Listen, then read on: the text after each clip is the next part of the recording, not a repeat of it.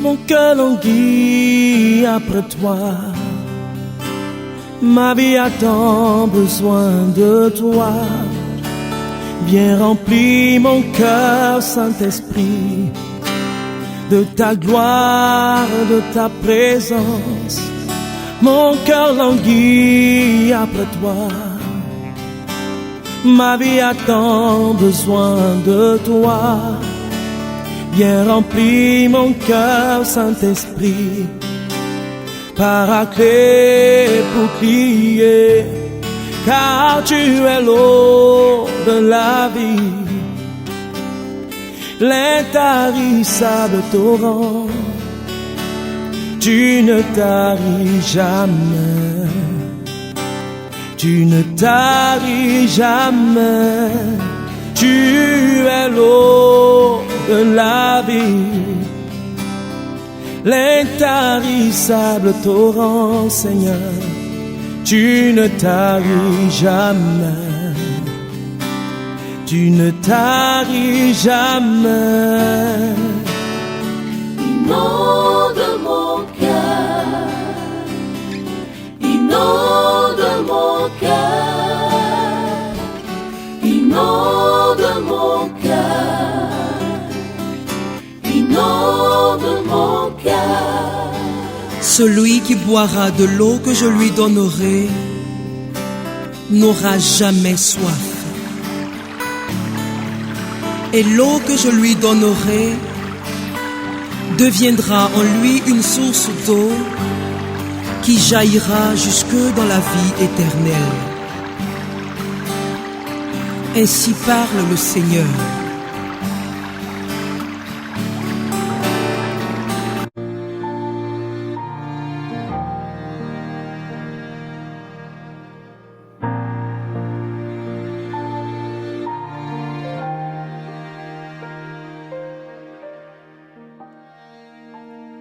Lecture de la lettre de saint Paul apôtre aux Éphésiens. Frères, vous n'êtes plus des étrangers ni des gens de passage. Vous êtes concitoyens des saints. Vous êtes membres de la famille de Dieu, car vous avez été intégrés dans la construction qui a pour fondation les apôtres et les prophètes. Et la pierre angulaire, c'est le Christ Jésus lui-même. En lui, toute la construction s'élève harmonieusement pour devenir un temple saint dans le Seigneur. En lui, vous êtes, vous aussi, des éléments d'une même construction, pour devenir une demeure de Dieu par l'Esprit Saint.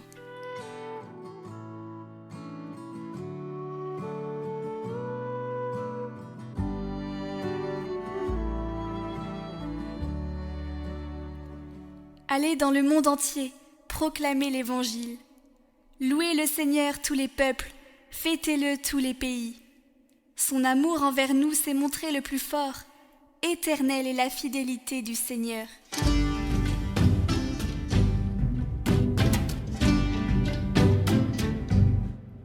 Évangile de Jésus-Christ selon saint Jean.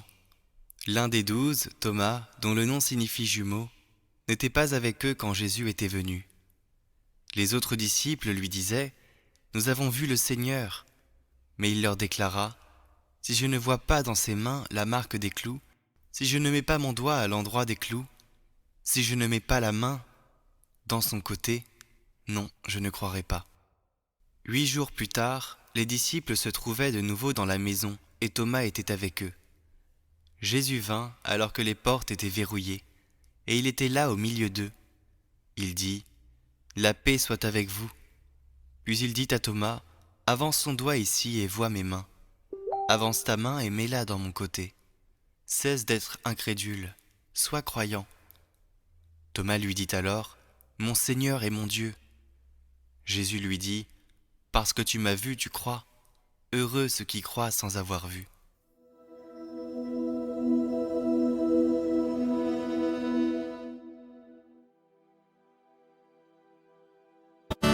Tu ne taris jamais, jamais.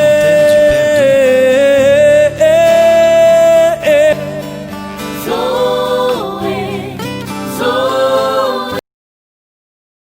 Dominicain Jean-Claude Sagne, Le passage du devoir au croire.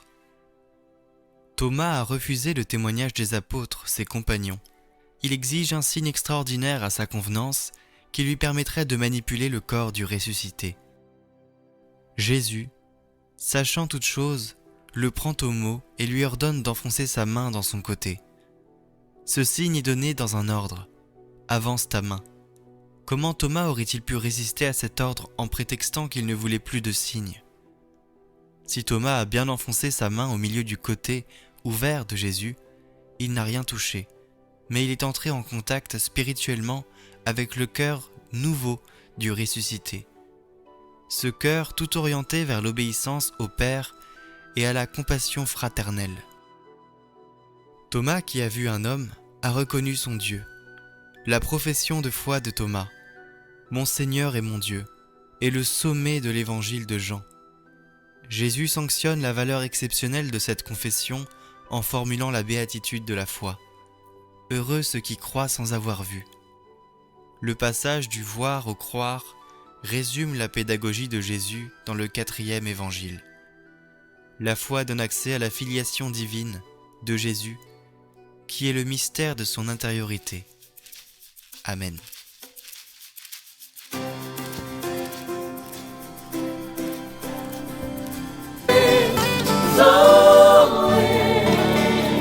La vie de Dieu, Zoé, Zoé,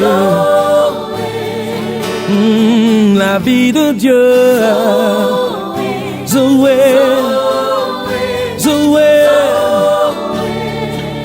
moi j'ai besoin de toi, Zoé, Zoé, oui j'ai besoin de toi.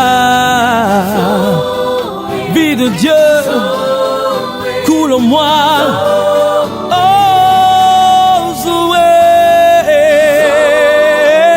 Zoé, Zoé.